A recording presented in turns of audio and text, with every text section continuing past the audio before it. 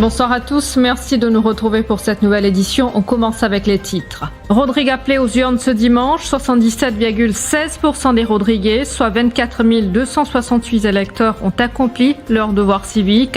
Les résultats pourraient tomber à n'importe quel moment ce soir. De son côté, Irfan Rahman, le commissaire électoral salue le bon déroulement de cet exercice. Pendant ce temps, malgré le mauvais temps et des élections marquées par la crise sanitaire, l'ambiance était au rendez-vous dans l'île. Partisans et électeurs étaient bel et bien présents dans les 6 régions. Reportage dans cette édition. Aussi à la une ce dimanche, ce phénomène climatique sur plusieurs régions du plateau central. Plusieurs habitants de 4 bornes, Rosy-les-Beaubassins, surpris par une chute de grêle. Une jeune femme enceinte est tombée dans un ravin d'environ 10 mètres à Trou-d'eau-Douce ce matin. Secourue par les sapeurs-pompiers, elle a été admise à l'hôpital de Flac. Il y a eu également 3 autres sauvetages à 7 cascades Alexandra Falls et cascade Chamonix suite à la montée des eaux. Et en fin d'édition, nous parlerons de la finale de Miss Mauritius. Lisa Gonauri couronnée Miss Mauritius World 2022. Elle succède à Angélique Sanson. Mais d'abord, cette information qui nous parvient à l'instant. 3 personnes ont été secourues par l'hélicoptère de la police à Le Souffleur ce dimanche. Elles se sont retrouvées en difficulté en mer. Une 4e personne est toujours portée manquante. L'incident a été signalé à la police en ce début de soirée. Les 3 rescapés ont été transportés à l'hôpital. L'état de santé de 2 d'entre eux est jugé sérieux. D'autres informations sont à suivre sur les plateformes du Défi Média.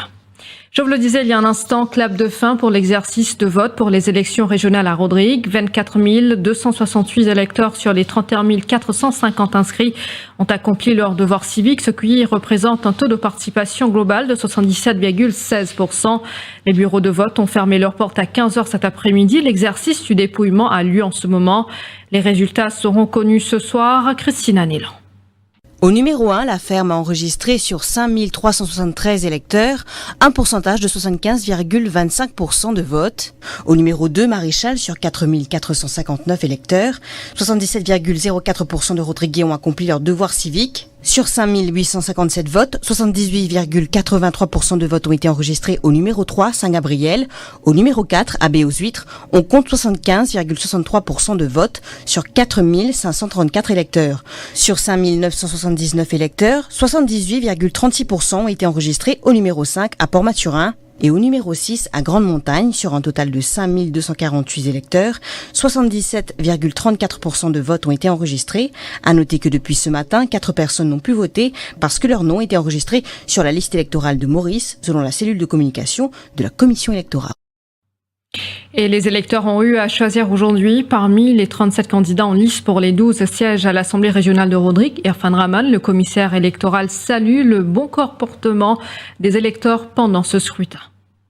On vous a salué le comportement exemplaire, encore une fois, de l'électorat rodriguais, qui est voté dans l'ordre, la discipline et surtout dans le strict respect du protocole sanitaire en vigueur à Rodrigue.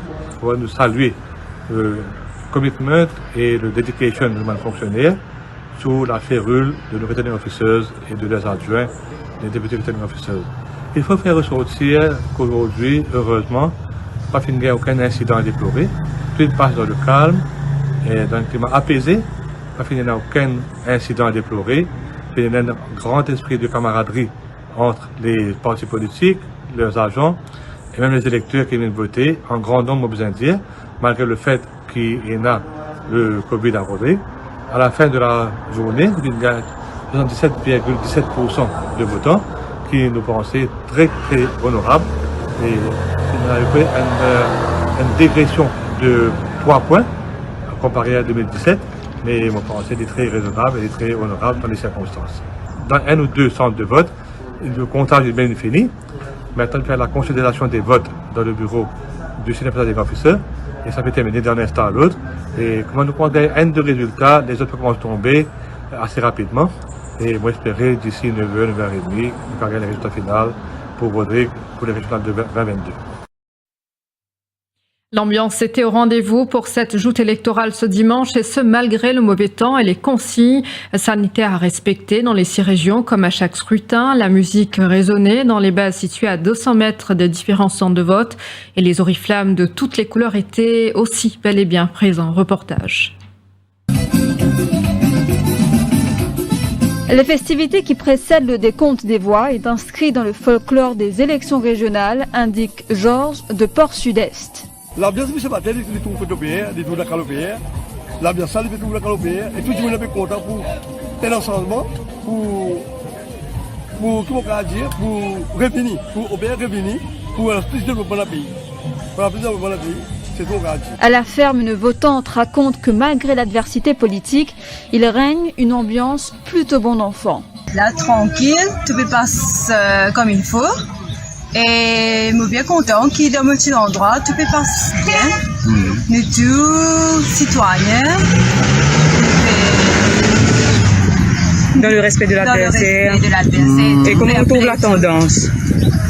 La tendance. Tout le monde est motivé. Est motivé à voter beaucoup. Oui, beaucoup à voter. Idem à Béos-Huître, Jenny a voté pour la première fois ce dimanche. Elle parle d'une bonne expérience. Il y a un engouement pour voter et moi besoin de dire qu'il est bien content qu'ils m'ont fait tout ça. Et aussi, quand nous peuvent venir voter, beaucoup là-dedans peuvent venir voter comme si, et comment vous dire ça, comme si, sans crainte, hein, sans peur, avec conviction. Et ça, on trouve une bonne chose. Hein. Après les votes, la tension était palpable dans les différentes régions en attendant l'annonce des résultats. Je vous le disais, les résultats des élections régionales à Rodrigue seront connus ce soir et justement nous accueillons Jean-Luc Émile en studio. Bonsoir. Donc vous avez les derniers détails de ce scrutin, le counting n'est pas fini. Le counting n'est pas fini, pas une seule région n'a déjà complété le dépouillement de tous ces bulletins. Voilà les dernières informations de la commission électorale.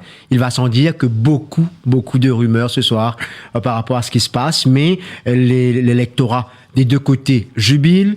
On nous laisse comprendre que dans certaines régions, il y a une couleur qui est prédominante, dans une autre couleur avec des manifestants dans la rue. Mais en tout cas, je peux vous confirmer, à l'heure où je vous parle, il n'y a pas eu une seule région où le décompte final est complété. Ce sera autour de 21h30 désormais que les premiers résultats pourraient tomber.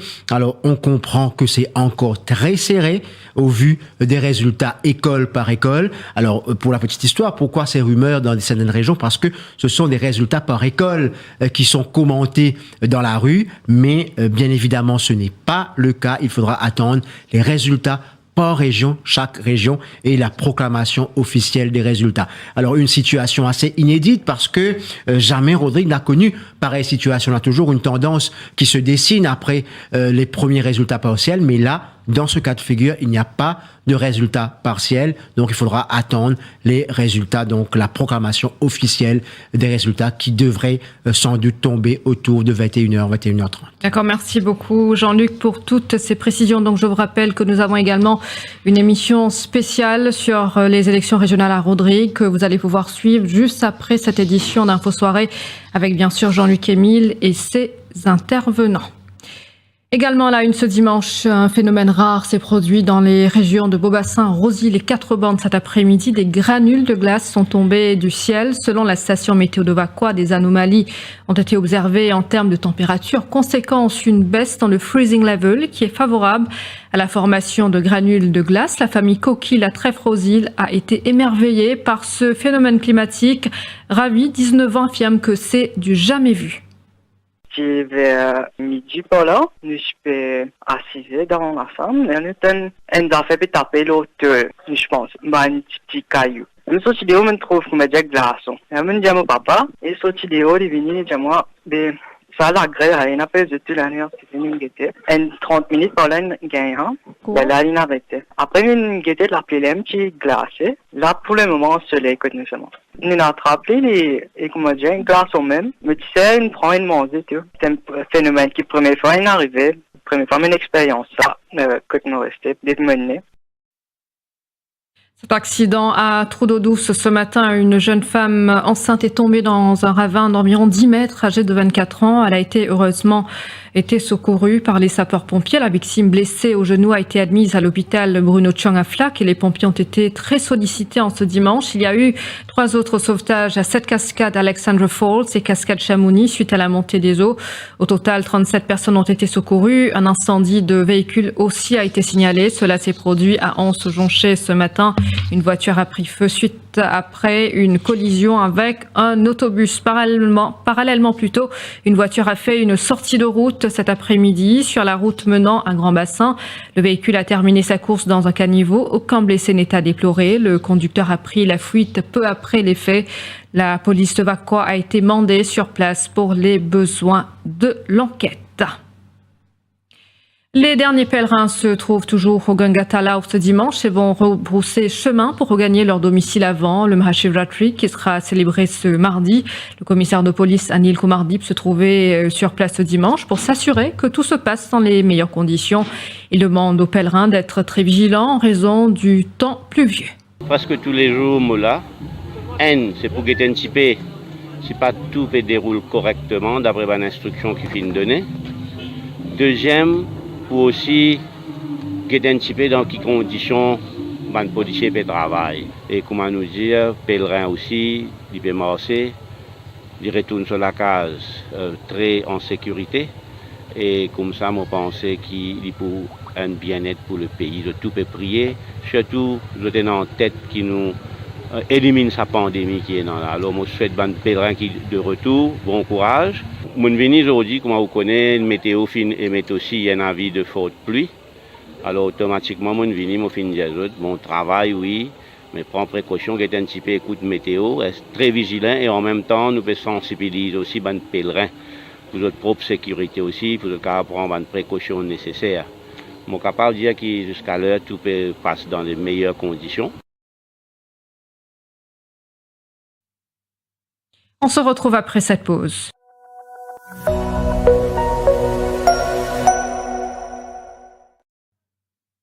Tout à fait autre chose à présent. Opération réussie pour le Wen Hung Dar 168 qui s'est échoué à Pointe-aux-Sables mardi selon la compagnie Polygreen engagée dans l'opération de renflouage. Le navire est maintenant au quai à Port-Louis. Des barrages flottants ont été placés autour des deux autres bateaux de pêche, soit le FV Man New Feng numéro 1 et le FV Man New Feng 168. 80 tonnes de poissons ont été retirées de ces deux bateaux de pêche. Aucune menace de fuite de fuel n'a été signalée jusqu'à présent, affirme le Chief Executive Officer de Polygreen, Athanasios Polychronopoulos. Nous avons le plaisir d'annoncer que le Wen Hung Dar numéro 168 n'a plus échoué. Aucune fuite n'a été détectée. Nous travaillons actuellement sur les deux autres vaisseaux et nous pouvons assurer avec certitude qu'aucun déversement n'a encore été détecté. L'opération de remise à flotte du bateau était très délicate. Notre équipe expérimentée et l'équipe technique ont travaillé non-stop pour s'assurer qu'il a été remorqué et éloigné du banc de sable. Je vous en parlais durant le sommaire. Lisa Gandhauri, 24 ans, s'est distinguée lors de la finale de Miss Mauritius. Elle a décroché la couronne de Miss Mauritius World 2022. Elle succède ainsi à Angélique Chanson, Miss Mauritius 2019-2020. L'élection s'est tenue au Hennessy Park Hotel à Eben hier soir. Et Charlotte Chemon est la première dauphine, Anne-Laure Guillemin est la deuxième dauphine. Au total, 13 jeunes femmes ont été retenues pour la finale. Un mot de sport à présent. Le stade de Wembley accueille la finale de la Carabao Cup. Chelsea et Liverpool s'affrontent à partir de 20h30 ce soir pour remporter le premier trophée majeur de la saison en Angleterre. Cette finale de coupe historique est importante pour les deux équipes pour différentes raisons et devait offrir un spectacle passionnant entre les deux meilleures équipes du pays. Voilà, c'est la fin de cette édition. À suivre l'émission spéciale consacrée sur les élections régionales à Rodrigue avec Jean-Luc Émile et ses invités sur defimedia.info et sur Télé+. Merci à vous tous et passez une bonne soirée.